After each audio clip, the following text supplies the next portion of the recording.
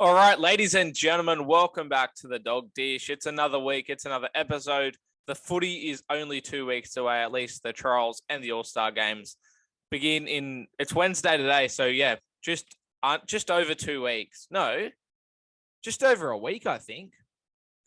Let me have a look. Yeah, literally 12 days until, well, no. What an intro, man. 10 days until the NRL starts. Can you tell I'm excited? All right, I've got a lot of stuff to talk about today, believe it or not. Lots happening at the Bulldogs, lots happening in the NRL. So let's get straight into, we'll start with the NRL stuff in case you're not a Doggies fan and you're trying to listen to this. I don't want to bore you with the talk of the Bulldogs. I don't want to bore you dishing out dog stuff. So, first of all, the All-Star team list did drop the other day. I think they dropped before the podcast I did last week, but I didn't talk about them. So, I will be just going over them today and giving some of my thoughts, I suppose. Let's start with the Māori squad. Jesse Arthurs, Dijon Arce, Nelson Asafa Solomona, big boy. Zach Docker-Clay, who actually left the Bulldogs and is with the Bears at the moment, so he doesn't actually have an NRL contract. James Fisher-Harris, Corey Harawira, Morgan Harper, Reece Hunt, Joey Manu, that's exciting. Zane Musgrove, Brodden Nakora, Hayes Perham, Adam Pompey, Jordan Rapana, Jordan Ricky, Joseph Tarpanay, Stafford Toa, Jared Wahere-Hargraves, Dylan Walker, and Dallin Watene-Zalesniak. It's a really good forward pack. I think the back line's lacking a little bit, but in terms of the forwards, that's a really good forward pack. A couple of names that scream out to me. As I said, Zach Docker-Clay, he's actually under contract with the Bears at the moment. So he's essentially playing for his career. When he was at the Dogs, he was like 27 or 28. So he's not young. So he's definitely got a lot to play for in this game. It's going to be the best crack he gets all year. Proving himself to like NRL clubs are trying to get a contract. Reece Hunt, he's probably one to watch. He started to have a bit of a breakout season last year at the Sharks. He's in my fantasy side, so I'll be keeping an eye on how he goes. He's probably looking to secure a starting spot at the Sharks with Fafita and Tolman retiring. As I said, Joey Manu, that's probably the biggest name, best player in that side. He'll probably be fullback as well. So he's one to watch. I don't think he played last year. I feel like the Roosters don't normally allow their players to play in it. Another one that stands out to me is Hayes Perham. Obviously, we'll get into his news around him and Averillo and who will be fullback a bit later, but this is probably a game where if Joe Manu isn't the fullback, we probably see Hayes Perham play fullback, and he sort of gives us Dogs fans a glimpse at why he should be starting fullback for the club. Tarpanay, I think Tarpanay was man of the match in this game last year, and he obviously had a stellar year last year, and he's going to be looking to continue that form. That's basically it. You know what you're going to get from everyone, and it's just a good, solid team. But the Indigenous squad, let's have a look at how they line up. Josh Adokar, Bailey Butler, Selvin Cobbo, Tyrell Fuamano, Jermaine Hopgood, Nico Hines, Ryan James, Josh Kerr, Ezra Mam, Latrell Mitchell, Shaq Mitchell, Kieran Mosley, Brent Naden, Tyrone Peachy, Tyrell Sloan, Chris Smith, Will Smith, Jermaine Tanua-Brown, Cody Walker, and Jack Whiten. Now, the Indigenous side, that's sort of the opposite of the Maori side, because as I said, the Maori side, really good forward pack, maybe lacking in the backs outside of Joey Manu, but this Indigenous side, their backline, their halves, their halves and the outside backs, definitely much better than the Māori ones. So it'll be an interesting battle because their forward pack is a bit weak. So it's really a battle of the forwards versus the backs, in my opinion. Some names that yell out to me here are obviously Josh Adokar, fastest man on the planet, back into rep sides after missing Origin and off the back of his World Cup campaign.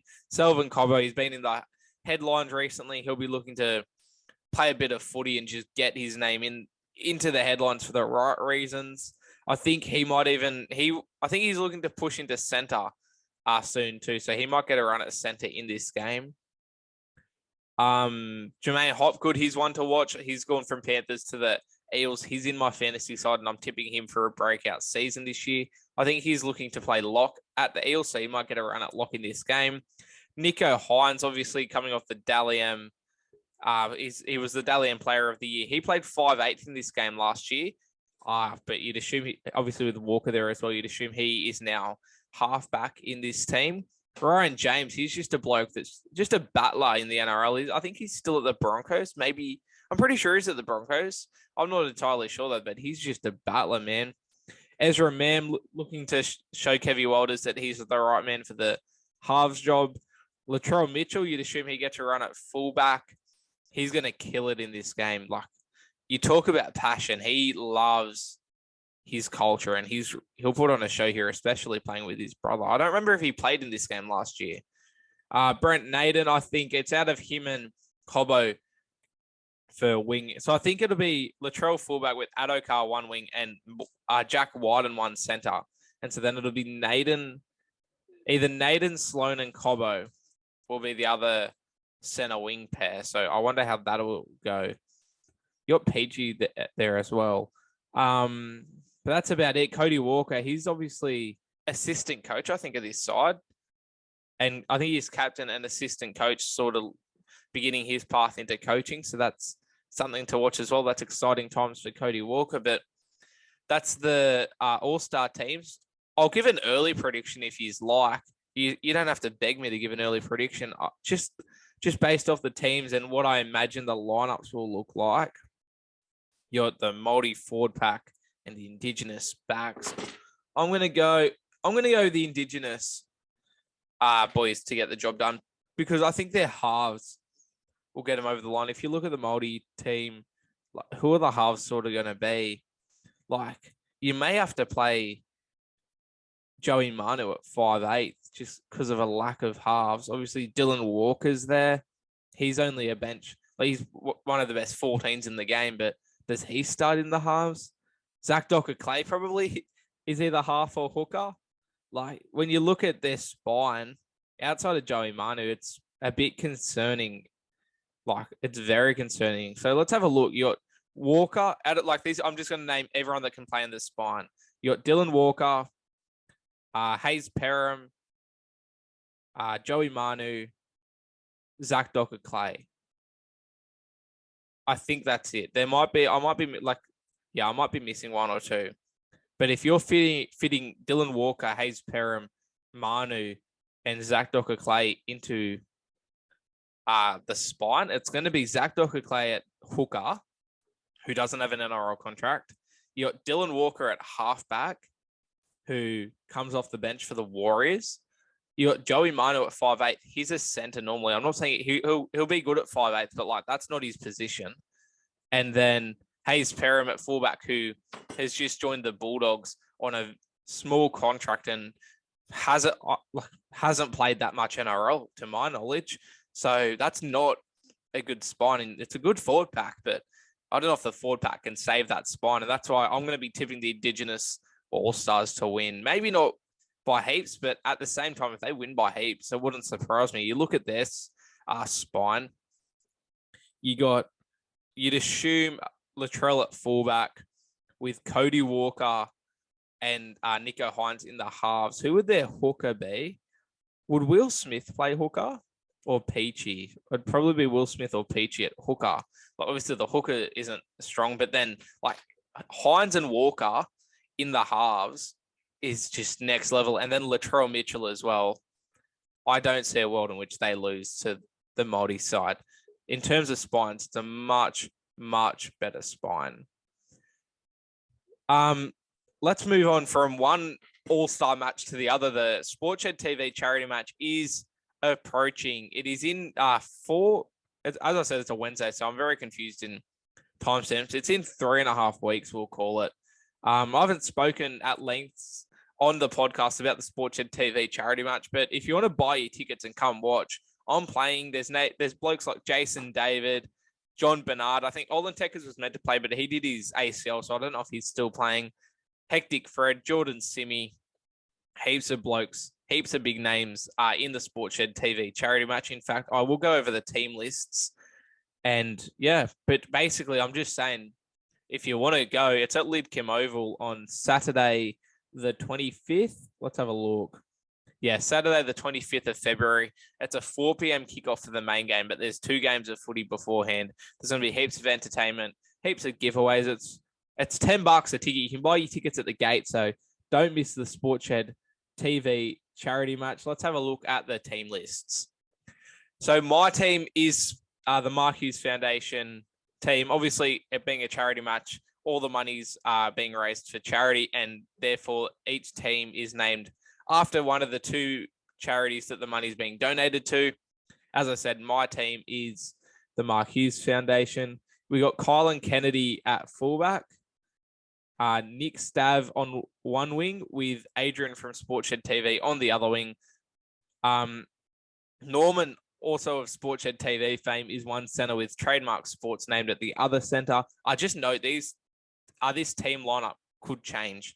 It is subject to change. This is just a rough guess from the Sportshed TV boys on what the squad will look like.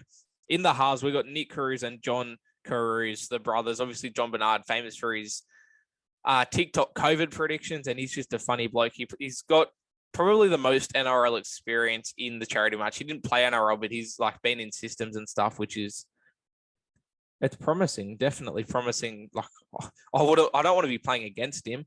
Alex Tugales is one front rower.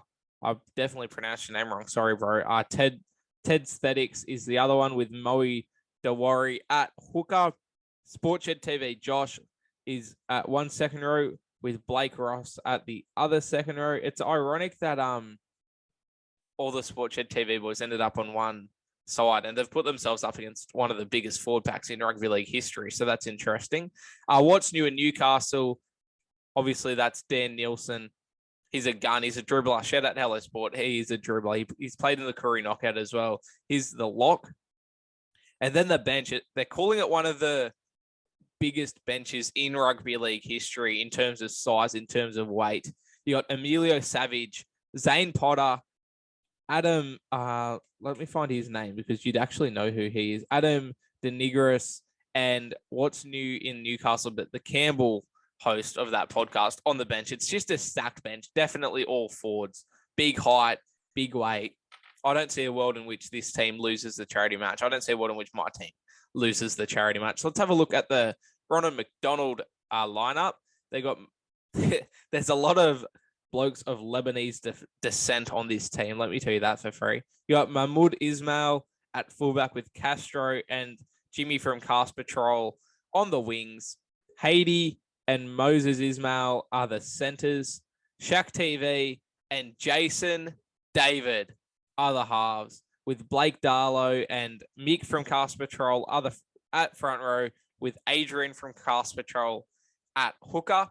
Obviously, ironic again that all the Sportshed TV boys are on one team and Cast Patrol are all on the other. I assume that's done intentionally. Jordan Simi and Olin Tekkers are the second rowers. Obviously, I'm not sure about Olin Tekkers anymore because he did do his ACL. Hectic Fred's been named at lock, with Jake Cairns, Claude's Entertain House, Ados the Great, and NRL Para Eels, a fan page, are the bench. So exciting times for the Sportshed TV charity match. There's some big names in it. Don't miss out. Lidcombe Oval, the 25th of February, 4 p.m. kickoff, $10 a ticket. It all goes to charity. Yeah, buy your tickets. Don't miss that game. If you can't make it, if you're going to give me an excuse as to why you won't be there, it will be streamed on YouTube on the Sportshed TV channel. So go subscribe to them, follow them on Instagram and TikTok so you don't miss any updates. But let's move on. I just want to, before we get to the Bulldogs news, I want to just mention the Storm put up a video the other day of Nick Meaney. He was doing like goal kicking and they were announcing his re-signing through like a video of him kicking a goal. It was like a bit of a meme thing, but Ryan Pappenhausen is in the background of that video limping around. He doesn't look good at all. He can't run and he's just got back from America. So just that's one to keep your eye on, maybe even for fantasy or just in general. Ryan Pappenhausen, I don't think he'll be playing like any early games this season. He doesn't look good at all. And obviously that's expected. Like he shattered his kneecap And I feel so sorry for him because he's one of my favorite players to watch. He's got good hair. He's low-key hot, and he's just an excellent footy player. But I just thought I'd mention that that's something I observed during the week. There's obviously a lot of NRL, CBA, RLPA drama going on. There was some stuff came out with the women yesterday. There was a little graphic going around saying, the NRL won't give them the pregnancy policy, they won't give them insurance, etc., etc. The NRL sort of came out and nipped that in the bud and said, none of this is true. But then the NRL gave the facts and sort of proved that it all was true. So what I'm trying to get at is there's just a lot going on there. And if you're following it, if you're worried, you just got to be patient. Will the players boycott? Maybe that's still a possibility. But at the same time, you just got to be patient and just hope that the NRL pulls their head in and sorts it out. Hey, so yeah, there's a bit going on there. But now let's get on to some Bulldogs news. Firstly, the Bulldogs named their captains for 2023. Reid Marnie and Matt Burton are the on-field captains for 2023, which is basically the traditional captain's role, with Raymond Fatala Mariner being the club captain, which is more of a, the captain of culture, making sure everyone's training hard and buying into the club. That's not your traditional captain. That's sort of just a behind-the-scenes sort of captain. There's a bit of confusion with it all, but I hope that sort of clears it up. It does make sense once you work out what everyone's roles are and stuff. You also got Kikau, Max King, Josh Addo-Carr, and possibly someone else on sort of the leadership team. Actually, I think it was just those three and then the three captains. Just exciting times for the Bulldogs, though, with those captains. I love Burton and Marnie as captains, I think, because now they can be captains for 10 plus years. And, they get big minutes. They get their hands on the ball. I think it's really exciting times for the Bulldogs. Hayes Perham and Jake Averillo, the fullback battle. Obviously, I touched on that a little bit earlier when I was going over the All-Star teams. It does seem that Hayes Perham has stolen the Jake Averillo fullback spot. When I first heard this news, I was devastated because if you listen to me, you know that I'm so high on Jake Averillo. But when I dove deeper into this, it actually sort of made sense. So the way I understand it is that with Stephen Crichton coming in 2024, obviously whoever's at fullback this year is being moved out of fullback next year. Like, that's just obvious. And so the way I understand it is they've moved Jake Averillo out of fullback to centre now to give him an extra year at centre before Crichton comes. If Jake Averillo was fullback this year, they'd be moving him to centre next year anyway. And so they've basically just gone and done it a year earlier just to get him more experience at centre to make sure he's as good as he possibly can be come next year. So they're just not going to waste time with Averillo at fullback when he's being moved to centre next year anyway. So once you realise that, it sort of does make sense for Perham to go into fullback instead of Averillo. They're just making room for Crichton to slot straight in next year and have no hiccups with moving Averillo to another position in 2024. Mitch Moses has been confirmed to, well, it's not confirmed he's not coming to the Bulldogs, but Phil Gould did say that the Bulldogs aren't pursuing him anymore. That comes off the back of a signing, which I'm about to dive into. But yeah, just a bit of news there with Mitch Moses. Obviously, a lot of Bulldogs fans have been following that closely, hoping that we can lock in a halfback, and we might have locked in a halfback. It's just not Mitch Moses, and Gus, basically came out and said, "Nah, we don't want Mitch Moses anymore." But yeah, we might not have signed Mitch Moses as a gun 7, but guess who we have signed potentially as a 7? He's a 6 at the moment, but it's Carl Oloapu. I might be pronouncing his name wrong. It's Oloapu. I did a reaction video on him on YouTube the other day. You might have seen that already. But Carl Oloapu has agreed to, I think it's a 4-year deal at $250,000 per year with the Bulldogs. We paid a $500,000 transfer fee to the Broncos to get him in now, and he's gone straight into the top 30. So obviously Gus has big raps on him. Serrato seems keen on him. He's only 18 years old, and if you watch his highlights, the kid can play rugby league. He's an absolute freak, and I'm pumped for him to be at the club. Based off the highlights I watched, it seems like he's got the build for more hooker or lock, but that's what Broncos tried to turn him into, and that's why he wanted to leave, because he doesn't want to move out of the halves. And so that's why I think he will end up halfback. pairing Matt Burton, I'm going to call it. He'll be halfback by the end of 2023. You know what? I'll call it even deeper. He'll be our starting halfback before round 15. There you go. I said it. I think, he's a 5'8" at the moment, but I think him not wanting to be a 9 or a 13, but being stuck behind Burton and now Reynolds, we'll get into that, obviously means that his only option really is halfback if he wants to play first grade. So I do think we'll turn him into a Jerome Hughes style halfback, which is big running game, big defense. It's exciting. Like, you got to go watch his highlights. The kid is actually a freak. I'm really, really excited about him playing for the Bulldogs. Like, he's just, I've heard, like, obviously there's a lot of things going on about how he has an attitude and stuff. I have actually played football with his brother, and if his brother's anything to go by, this kid's going to be just a legend of a bloke, because his brother's just a super nice guy, and so Carl, you'd assume, is as well. Just a little yarn before we move on from Carl as well. It came out yesterday that the reason he signed, not the reason he signed with us, but what got him to make his final decision was Cameron Serrato and a sneaky $3 ice cream. So basically, the Bulldogs management, Serrato, probably Gus, and maybe some other people, were sitting down having dinner with Carl and his manager. And it was like at the end of dinner, and Carl, being a kid, being 18 years old, was getting a bit restless. So Serrato asked his manager, can I take him for a walk? We'll go grab an ice cream. His manager said yes. So off Serrato and Carl go to get the ice cream. And by the time they came back, Carl was like, yep, I want to play for the Bulldogs. So I don't know what Serrato put in his ice cream, whether he drugged it or something. Maybe it was just really good ice cream. Maybe it was choc mint or something. But shout out to ice cream, man. It got Carl's signature. And the Bulldogs essentially paid $500,000, not only for Carl, but also for this ice cream, I guess you could say. So interesting times.